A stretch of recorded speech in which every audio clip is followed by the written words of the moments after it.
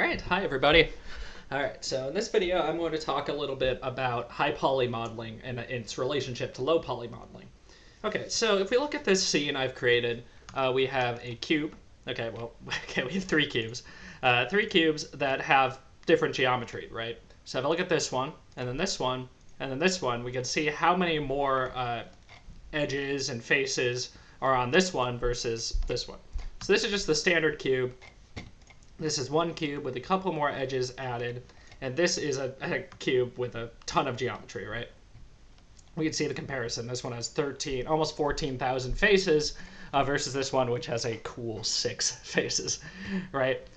If we look at the actual objects, though, we can see there is a difference in the in how these objects look. So even though they're just cubes, this one is extremely low poly. If we look at this one, look how smooth and nice these edges look. So most man-made objects are going to have harder edges than organic objects.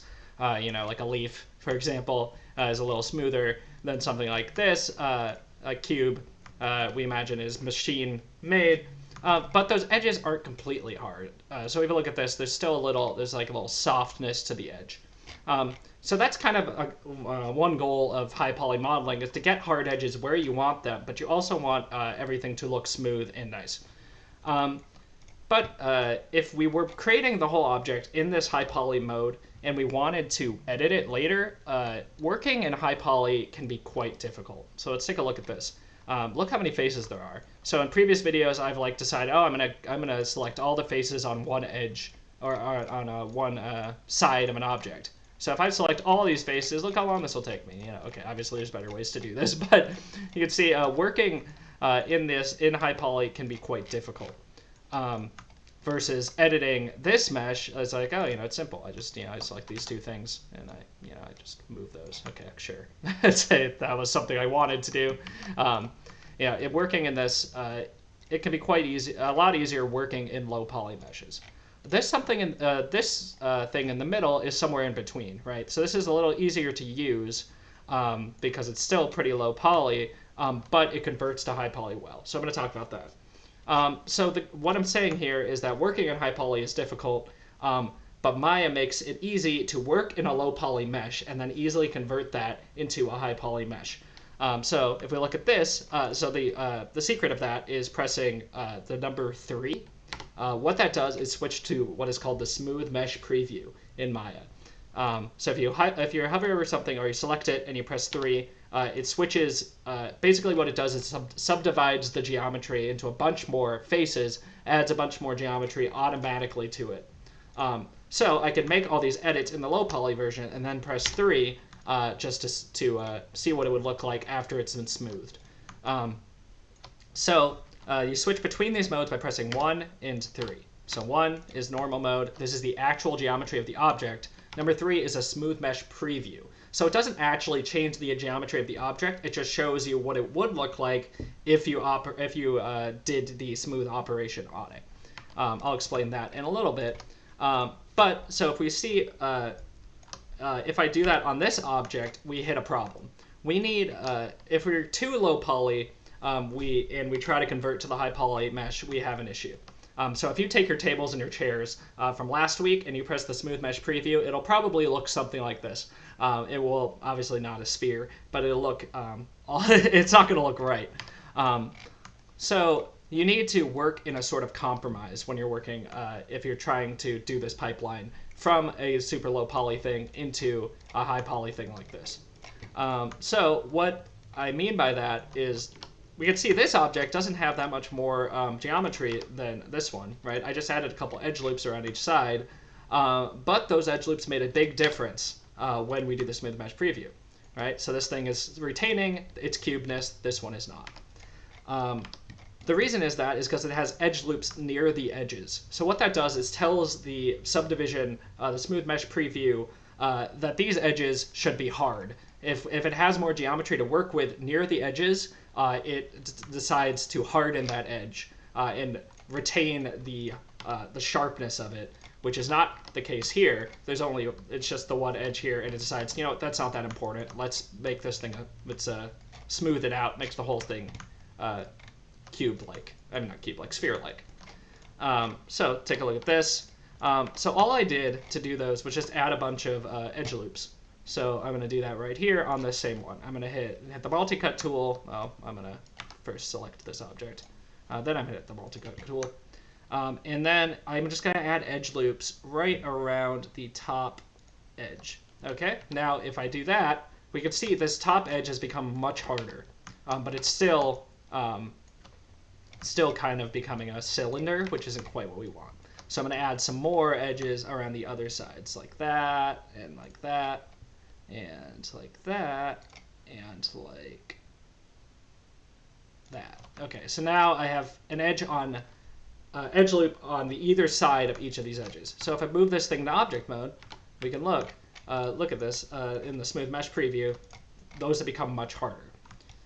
So that's the practice. When you are creating an object that you want to have hard edges, when you're in the smooth mesh preview, then you need to add more edge loops near the edges in order to harden those edges. So I didn't harden the bottom edges, and if we look at this, those are still a little feathery, right? They're smoothed out.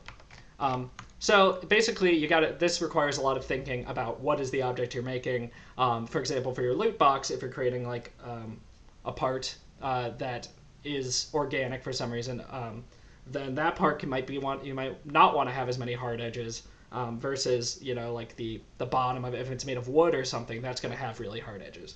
So you have to think about where to add the geometry when you're doing this, and you can always switch between. So it's pretty easy to just check. So the workflow is you're going to be working in low poly, and then you'll be checking to see how it looks in the smooth version. And then you're going to be pressing 1 and 3 and adding edge loops, and then basically seeing how it looks. So it looks good. So I'm going to talk about some other objects. So I'm going to do a cylinder right now. We look at this one. If I press 3 on this, we can see the top edge.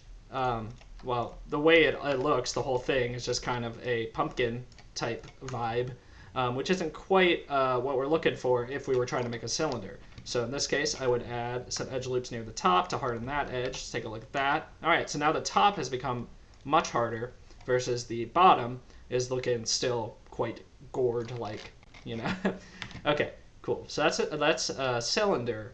And the final thing I want to talk about is a pipe.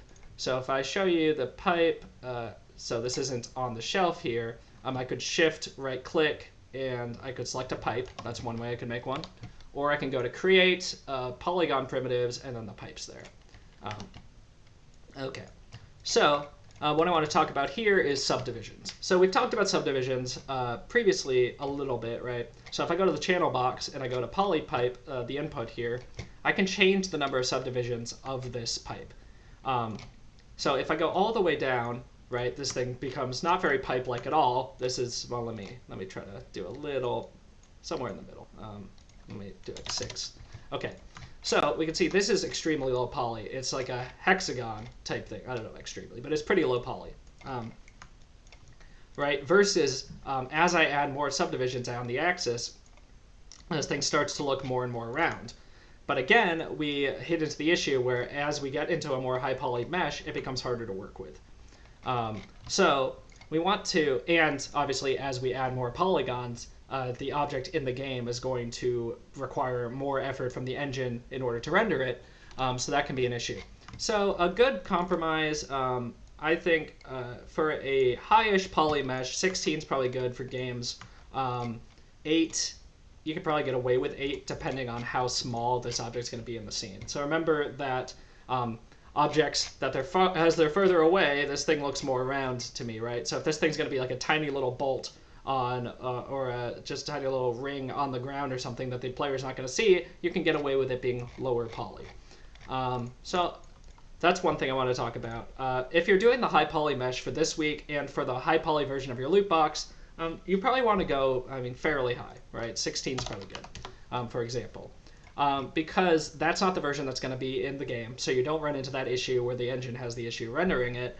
But we don't want to go so high that the thing becomes unwieldy and hard for you to work with. So that's pretty good. Again, if I go into the smooth mesh preview for this one, we can see that it is more donut shaped.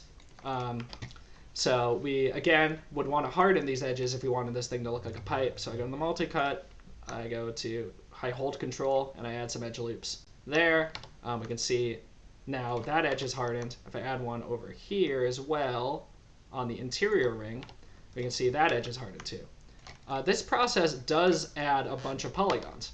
So if we look at this, right, so this is 96 polygons. The version before I did any of that was 64. So just even adding those two edge loops adds a lot of geometry.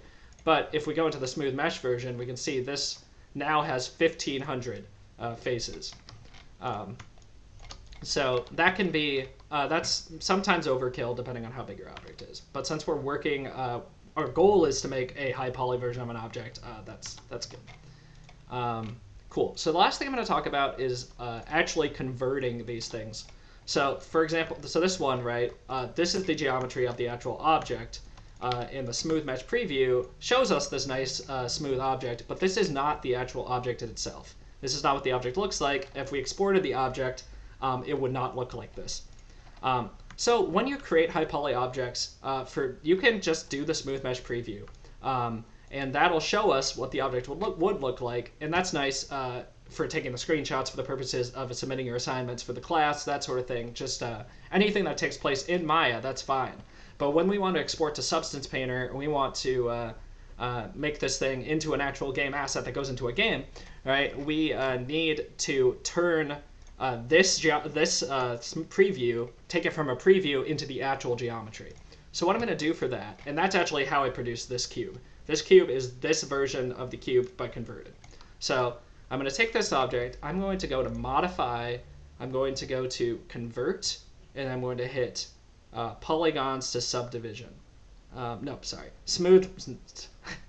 Done. I'm going to hit Smooth Mesh Preview to Polygons. So that's exactly what it says. We're going to take the Smooth Mesh Preview, and we're going to turn it to the actual polygons. So if I click this, well, I actually need to be in Smooth Mesh Preview, I think. Go to Modify, I already figured out what I was doing. Convert, Smooth Mesh Preview to Polygons. There we go.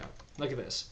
So this is the actual object itself once it's been converted. Cool. So I don't know why this one is so much higher resolution. But, okay, so we can see this. This is like, now it's the object itself. So if I try to switch between smooth mesh and the normal mesh on this, it looks barely different at all, because I've taken the smooth mesh preview and I've converted that into the actual object itself. So again, you don't need to do this for the purposes of submitting screenshots for the assignment. You would want to convert it when we actually do go into Substance Painter in 2 weeks. Cool. All right, so hopefully that was a helpful overview. I'm going to talk about how this actually applies to a modeling process in some of the later videos. Thanks for watching.